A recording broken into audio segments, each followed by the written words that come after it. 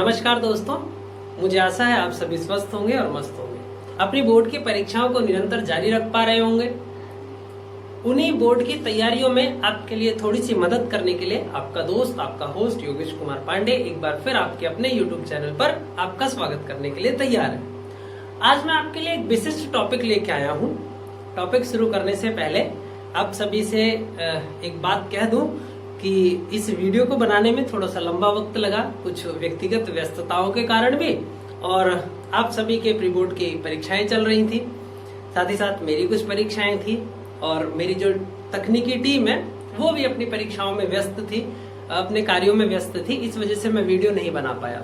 निश्चित रूप से मैं कोशिश करूंगा कि हर हफ्ते कम से कम आपको 3 से 4 वीडियोस अब तक प्रोवाइड करा दी जाए, ताकि आप अपनी तैयारी को बेहतर गति दे सकें। उत्कृष्ट अपना ये अगर योगदान इतना आपके साथ कर पाता है तो इससे मुझे बहुत अच्छा फील होगा और आपको तो अच्छा फील होगा ही होगा, ऐसी मैं आशा करता हूँ। आज का जो मेरा टॉपिक है वो है कि अब क्या। अब हमारी प्री बोर्ड की परीक्षाएं हो चुकी हैं, फर्स्ट टर्म हमने इससे बहुत पहले दे लिया है, तो अब क्या करें, अब बोर्ड की तैयारी कैसे करें, अब हमारा टाइम टेबल क्या हो, अब हमारे पढ़ने का ऑथेंटिक सोर्स क्या हो। इन सभी बातों पर आज की इस वीडियो में हम विस्तार से चर्चा करने वाले हैं। हो सकता है वीडियो 15 मिनट 20 मिनट ज्यादा बड़ा हो जाए, लेकिन इससे घबराने की नहीं है जरूरत। आप विस्तार से इसको देखिएगा और अपने काम की चीजों को लेकर के बाकी वीडियोस को स्किप कर दीजिए, छोड़ दीजिए। जो आपके काम का वो आप अपने पास रखिए। पहले प्रश्न की ओर मैं आपको ले चलता हूं कि अब क्या। तो अब आपके फर्स्ट टर्म की परीक्षाएं हो चुकी हैं, जिसे आप SA1 कहेंगे, और आपके प्री बोर्ड की परीक्षाएं हो चुकी हैं। ठीक है, प्री बोर्ड की आपकी परीक्षाएं हो चुकी हैं। प्री बोर्ड आपका हो चुका है, फर्स्ट टर्म आपका हो चुका है। तो अब आगे जो भी आपको करना है उससे पहले आपको ये करना है कि एक पेज लेना है और उस पेज पे अपने फर्स्ट टर्म में सबसे पहले आपको सब्जेक्ट लिखने हैं, और इस सब्जेक्ट में आपको फर्स्ट टर्म में कितने मार्क्स मिले थे और after then second term pre board में आपको कितने मार्क्स मिले, ये आपको सारे सब्जेक्ट का एक ढांचा तैयार कर लेना है। जैसे आपको यहाँ पर मान लीजिए कि आपके पास पॉलिटिकल साइंस है, तो यहाँ लिखिए पॉलिटिकल साइंस, और आपको फर्स्ट टर्म में यदि मान लीजिए कि 57 मार्क्स मिले हैं और आपको सेकंड टर्म में मान लीजिए 68 मार्क्स मिले हैं, तो इन दोनों को ऐसे करके लिख लीजिए। पहले आपको सारे सब्जेक्टों के एक काम करना है, ये सारी चीजें बनानी है, ये लिस्ट बनानी है आपको। ठीक है, अच्छा, इस लिस्ट बनाने के बाद आपको ये देखना है कि आखिर सब्जेक्टों में मेरे कितना सुधार हुआ और कितना कुछ मैं सिलेबस में कवर कर पाया हूं। यदि मेरी फर्स्ट टर्म में औकात 57 की थी तो अभी मैं कितने पे अटक रहा हूं। यदि किसी सब्जेक्ट में मेरे इतने कम मार्क्स थे तो अब मेरे को कितना मार्क्स मिल रहा है। इससे आपको एक आकलन मिलेगा, एक अंदाजा मिलेगा कि मुझे किस सब्जेक्ट पर, किस विषय पर कितना ध्यान देने की आवश्यकता है, किस विषय को मुझे कितना अधिक पढ़ने की आवश्यकता है, और कहाँ मुझसे क्या क्या गलतियां हो रही हैं, वो आपको पता लग जाएंगे। और फिर आप उस सब्जेक्ट को उठाइए और सबसे पहले उस सब्जेक्ट पे काम करना स्टार्ट करिए जो सब्जेक्ट आपका सबसे ज्यादा वीक आपको फील कराता है, जिसमें आप सबसे ज्यादा कमजोर अपने आप को महसूस करते हैं। ध्यान रखिए कि 12वीं का जो सिलेबस है, पाठ्यक्रम जो है, वो इतना प्यारा पाठ्यक्रम है, इतना सुंदर पाठ्यक्रम है जिसका कोई जवाब नहीं है। इतने अच्छे टॉपिक्स का वहां सिलेक्शन किया गया है कि यदि आप अच्छे से उसको पढ़ते चले जाएं समझ के, तो पहले के साथ दूसरा चैप्टर कनेक्टेड है, दूसरे के साथ तीसरा कनेक्टेड है, तीसरे के साथ चौथा कनेक्टेड है, और इस तरीके से आपका पूरा का पूरा सिलेबस जो है वो आपके दिमाग में 24 घंटे घूम सकता है। इतना अच्छा सिलेबस है वो। तो आपको यही पहले नंबर पर देखना है कि भैया कहाँ कहाँ मेरी कमियां हैं, किस सब्जेक्ट में मैं कमजोर हूं और किस सब्जेक्ट में थोड़ा कम मेहनत करने की आवश्यकता, मतलब यदि मैं उसमें बहुत ज्यादा अपना समय ना दूं तो भी मैं बेहतर कर सकता हूं। सबसे पहले नंबर पर तो आपको ये काम करना है। दूसरा काम क्या करना है आपने, दूसरा काम आपने करना है कि अपने सारे के सारे सब्जेक्टों को यहां लिखना है सब्जेक्ट, और यहां आपने लिखना है टॉपिक। भाई आपने सब्जेक्ट लिखा राजनीतिक विज्ञान, अब इस राजनीतिक विज्ञान में फर्स्ट बुक और ये सेकंड बुक। अब ये देखिए कि फर्स्ट बुक में कौन कौन से चैप्टर आपके पाठ्यक्रम में आ रहे हैं, आपके सिलेबस में आ रहे हैं। जैसे आपका दूसरा चैप्टर आ रहा है, आपका तीसरा चैप्टर आ रहा है, आपका चौथा चैप्टर आ रहा है, पांचवा आ रहा है, छठा आ रहा है, सातवां आ रहा है, आपका आठवां आ रहा है और नौवां आ रहा है। 8वां चैप्टर आपका आ रहा है, इतने चैप्टर आ रहे हैं। सेकंड बुक में आप ऐसे देखेंगे तो आपका पहला आ रहा है, आपका दूसरा चैप्टर तीसरा नहीं आ रहा, तीसरा आ रहा है, चौथा आपका आ रहा है, पांचवा आ रहा है, छठा आ रहा है, सातवां, आठवां, नौवां, सातवां नहीं आ रहा है आपका, आठवां और नौवां आ रहा है। ये आपका सिलेबस आ रहा है। अब सारे सब्जेक्टों के ऐसे ही बना लीजिए, और सारे सब्जेक्टों के बाद बनाने के बाद आप क्या करिए कि एक दूसरे पेन या पेंसिल से, हाँ दूसरे पेन और पेंसिल से ले लीजिए, और पेन और पेंसिल से जो चैप्टर आपका हो गया, जैसे आपको लगता है कि यार मेरा दूसरा चैप्टर बिल्कुल अच्छे से कंप्लीट है, मुझे इसको सिर्फ एक बार रिवीजन करने की आवश्यकता है, मैं एक बार अगर इसको रिवाइज कर लूं तो मेरा चैप्टर ये अच्छे से हो जाएगा, आप इसको पूरा टिक कर दीजिए ऐसे करके, या फिर आप ऐसे कर सकते हैं जैसे आपको ठीक लगे वैसे आप टिक कर लीजिए। जितने आपके चैप्टर हो गए, जितने आपको लगता है कि यार नहीं तीसरा वाला जो अमेरिकी वर्चस्व वाला है उसमें थोड़ी सी गड़बड़ियां हैं, मुझे लगता है कि अभी इसको ज्यादा पढ़ने की आवश्यकता है, मत लगाइए टिक। या आपको लगता है कि मुझे इसको अच्छे से समझने की एक बार आवश्यकता है, मत लगाइए टिक। चौथा लगता है अच्छे से आता है, आप इसको टिक कर लीजिए। जो जो आपके हो चुके हैं वो सब्जेक्ट आप टिक कर लीजिए, और फिर देखिए कि मेरे कितने सिलेबस जो है, कितना चैप्टर जो है वो मेरा कंप्लीट है, और कितने चैप्टर जो है वो अभी रह रहे हैं, मतलब कितने चैप्टर हैं जिन पर अभी काम करना है, अभी काम करना है। ठीक, ये चीज आप करिए, क्योंकि अगर जब तक आपको यही नहीं पता होगा कि आपको कौन सा चैप्टर आता है और कौन सा नहीं आता है, तो आप बार बार क्या करेंगे, दोबारा शुरू से करेंगे, दोबारा पहले चैप्टर से पढ़ना स्टार्ट किया, फिर 8वें पे पहुंचा, फिर लगा कि यार इसमें तो तीसरा छोड़ गया, फिर वही ऐसे चलता रहेगा मामला। इसलिए बेहतर तैयारी हो, इसलिए जरूरी है कि आपको ये पता हो कि मुझे क्या आता है और मुझे क्या नहीं आता है। जो आता है गुड एंड वेल, जो नहीं आता अभी समय है आपके पास, लगभग अभी 40 दिन का समय, यदि मैं मोटे तौर पर मान लूं तो लगभग 40 दिनों का समय बोर्ड की परीक्षाओं के लिए आपके पास पर्याप्त है, और अच्छे तैयारी करने वाले के लिए 40 दिन बहुत होते हैं। लेकिन यदि आपको लगता है कि नहीं अभी तो बहुत टाइम है, तो फिर तो आप जाने, मेरा काम बताना है, फॉलो कर लेंगे तो अच्छी बात है, नहीं करेंगे तो और भी ज्यादा अच्छी बात है। जिंदगी आपकी, भविष्य आपका, चिंतन आपका, निर्णय आपके, मैं क्या कर सकता हूँ, मैं तो सिर्फ आपको बता सकता हूँ। फिलहाल आइए, ये सारे टॉपिक आपको ऐसे करके सारे सब्जेक्ट के बना लेने। यहाँ तो मैंने सिर्फ एक उदाहरण दिया है, इतिहास का भी हर टॉपिक का आपको बना लेना, ठीक। अच्छा, इसके बाद आपको ये हो गया कि हमें क्या करना है, तो ये 2 काम पहले करने हैं, और 2 काम से आपको ये पता लगाना है कि मेरा कितना सिलेबस बचा है, और कितने सिलेबस को कवर करने के लिए मुझे लगभग अनुमानित कितना समय लग सकता है। मान लीजिए पॉलिटिकल में आपके 3 ही चैप्टर बचे हुए हैं, हिस्ट्री में आपके 2 ही चैप्टर बचे हुए हैं, हिंदी में आपका 1 चैप्टर बचा हुआ है, अलग अलग सब्जेक्टों में अलग अलग चैप्टर्स आपके बच गए, तो उन सब्जेक्टों को आप कितना जल्दी कवर करेंगे। अब बात आती है कि कवर तो कर लेंगे सर, पर कवर करेंगे कैसे, तो मैं बताता हूं आपको कैसे कवर करना है। अगर अभी तक किसी ने एनसीईआरटी नहीं पढ़ी है और वो अब ये सोच रहा है कि मैं 40 दिनों में पूरी एनसीईआरटी करके सारे एमसीक्यूज ठीक कर लूंगा, सारे क्वेश्चंस ठीक कर लूंगा, तो ये तो गलत बात है ना। तो गलत बात है ये, आप पूरी एनसीईआरटी नहीं पढ़ सकते हैं, संभव भी नहीं है। और पूरी एनसीईआरटी पढ़ना अब मुझे लगता है कि शायद सबसे बड़ी बेवकूफी होगी, एक चैप्टर के पूरे एनसीईआरटी को रीड करना। हाँ, यदि आपके किसी विषय में 2 चैप्टर, 1 चैप्टर, 3 चैप्टर रह रहे हैं, इवन देन 5 चैप्टर्स भी आपके रह रहे हैं किसी सब्जेक्ट में, तो आप उसको कवर कर सकते हैं। मतलब यदि आपके पास लगभग 8 से 10 चैप्टर हैं पूरा पढ़ने के लिए विस्तार से, आप आराम से पढ़ सकते हैं, उसमें कोई दिक्कत नहीं है। लेकिन इससे पहले आपका बाकी का सिलेबस कवर होना चाहिए, तभी आप उसको अच्छे से पढ़ सकते हैं। तो फिर कैसे पढ़ें? पढ़ने के लिए एक अच्छा तरीका है, किसी एक को, कोई एक जो आपने नोट्स बना रखे हैं, या आपने कहीं से खरीद रखे हैं, या उसको आपने कहीं से जुगाड़ कर रखा है शकरपुर की भाषा में, तो वो आप उन नोट्स का सहारा लीजिए और उन नोट्स से पढ़ने की कोशिश करिए, उन नोट्स को पढ़िए। इन नोट्स से भी ज्यादा बेहतर है, पहले नंबर पर तो आपके लिए नोट्स है, और इन नोट्स से भी ज्यादा ऊपर, इनसे भी ज्यादा पहले आपको पढ़ना चाहिए सपोर्टिंग मटेरियल, सहायक सामग्री।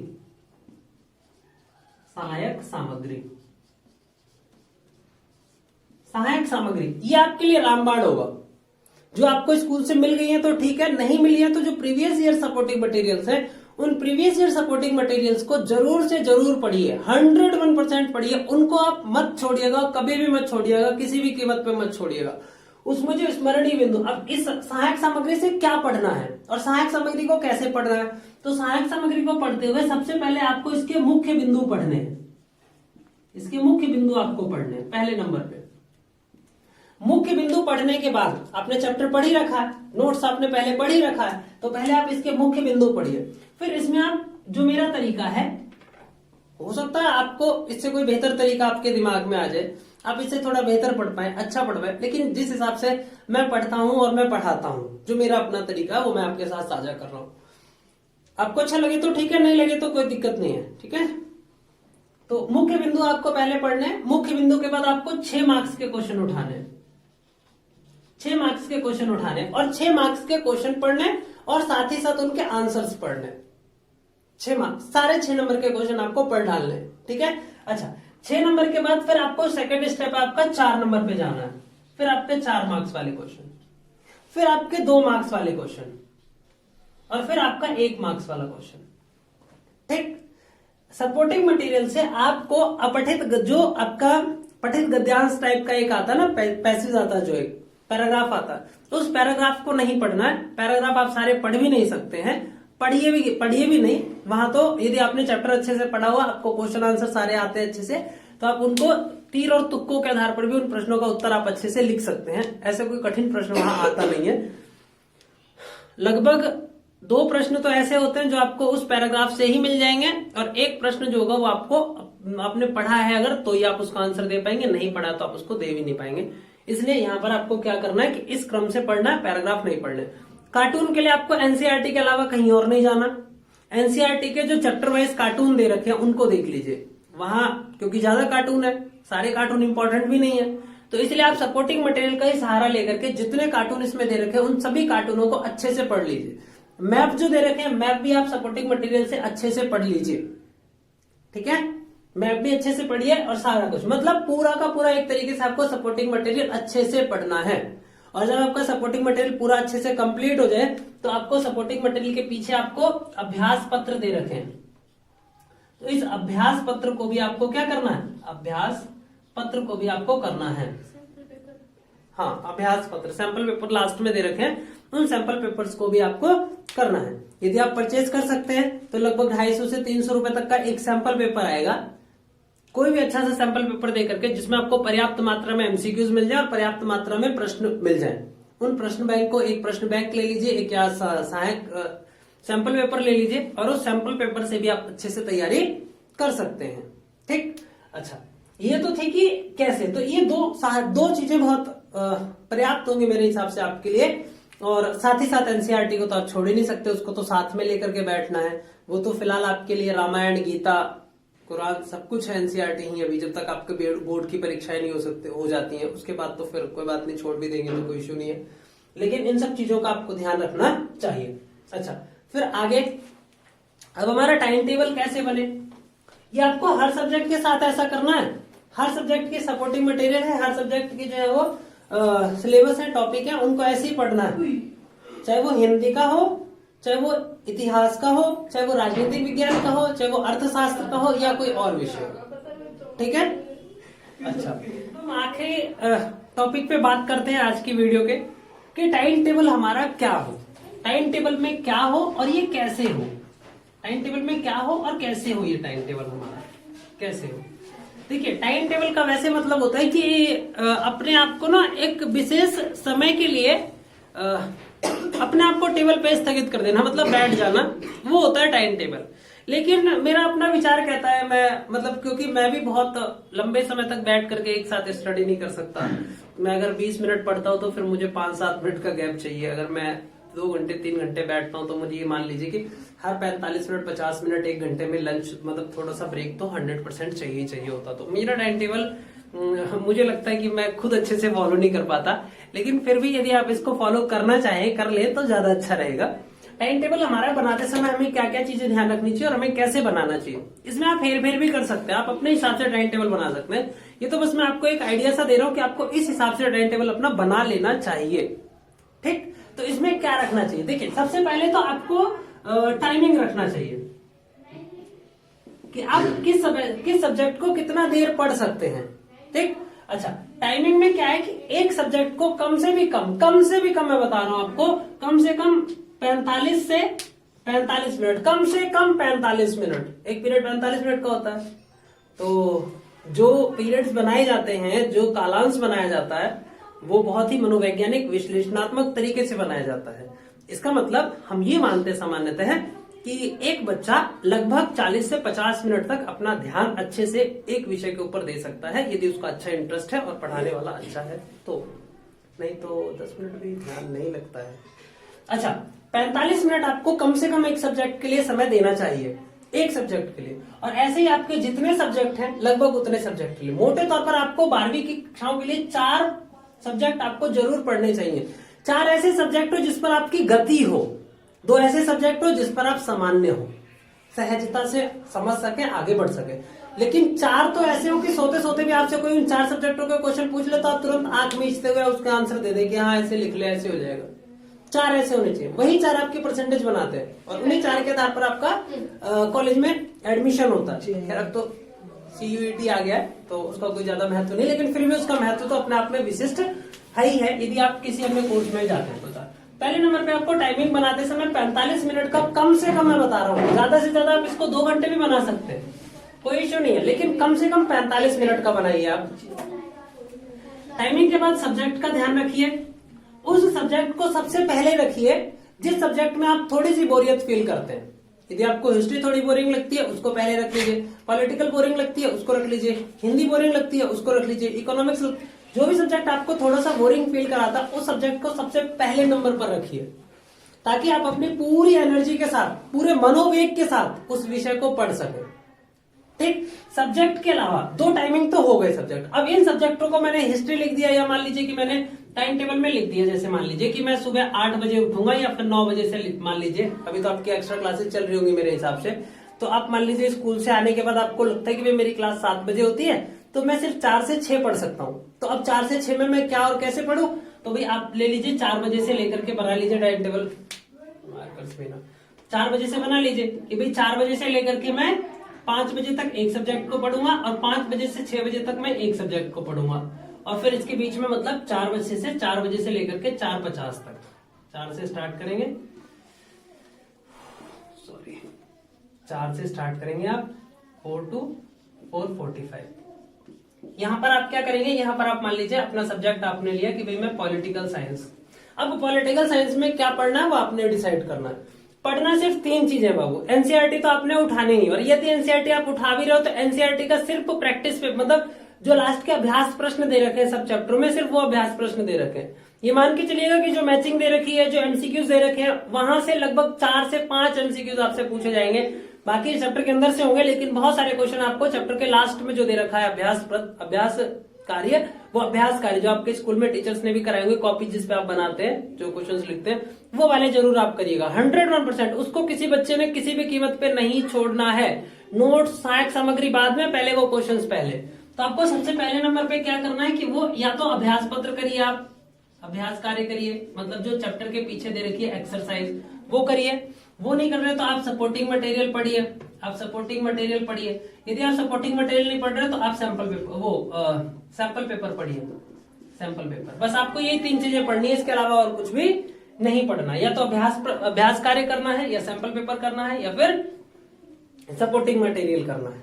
ठीक है, जो भी आपको जैसा ठीक लगे। यदि आप पहले इसको करना चाहते हैं इसको करिए, आपको जो ठीक लगे, मतलब इस हिसाब से करिए।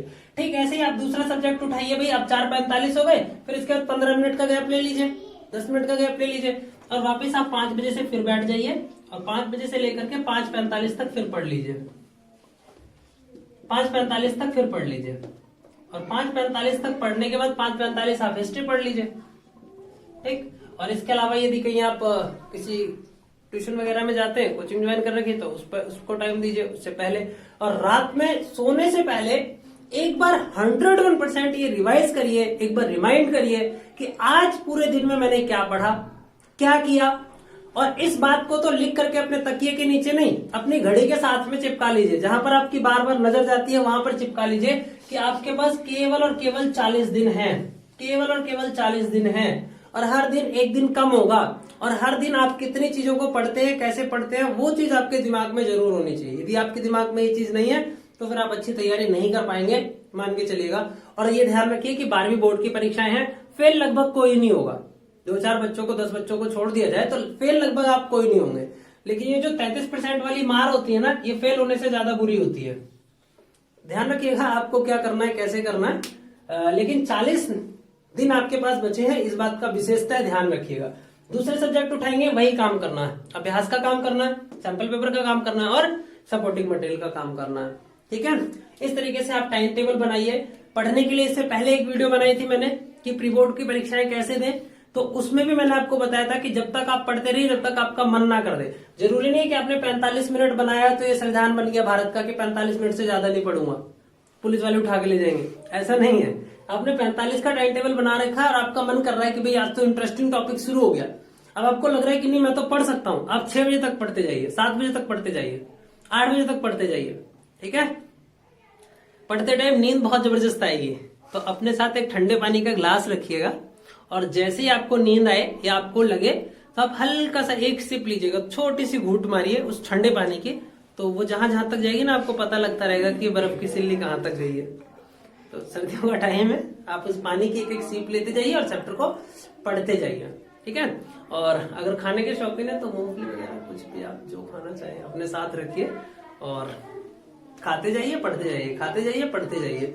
ले दे करके 2 ही काम तो है आपके पास, एक खाना और एक पढ़ना।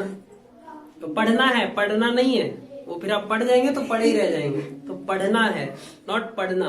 ठीक है, ये ध्यान रखिएगा। अच्छा, 2 चीजें और ध्यान रखिए, बिल्कुल आखिरी चरण पे है वीडियो के।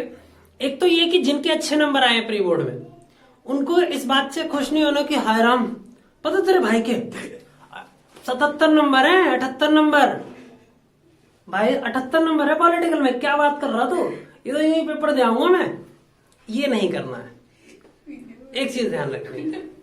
दूसरा, जिनके बहुत थोड़े से कम नंबर है, मान लीजिए किसी के 45 है, 50 है, तो उनको ये नहीं मानना है कि हाय राम मैं तो फिसड्डी हूं, मेरे से तो हो नहीं पाएगा, मेरे तो 45 नंबर ही है, अब मैं क्या करूं, हे भगवान। रोने पीटने में अपना टाइम बर्बाद नहीं करना।